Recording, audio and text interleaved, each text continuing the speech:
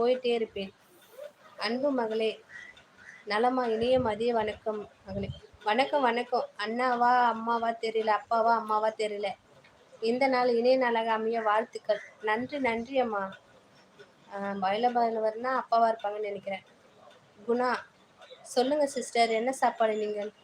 எல்லாம் வல்ல இறைவன் அருளால் எல்லா வளமும் நலமும் பெற்று நீண்ட ஆயுளோடு நிறைந்த தேக ஆரோக்கியத்தோடும் பூரணமாக பெற்று இன்புற்று நீடுழி வாழ வேண்டி இறைவனை வாழ்த்து ஆசீர்வாதம் செய்கிறேன்மா.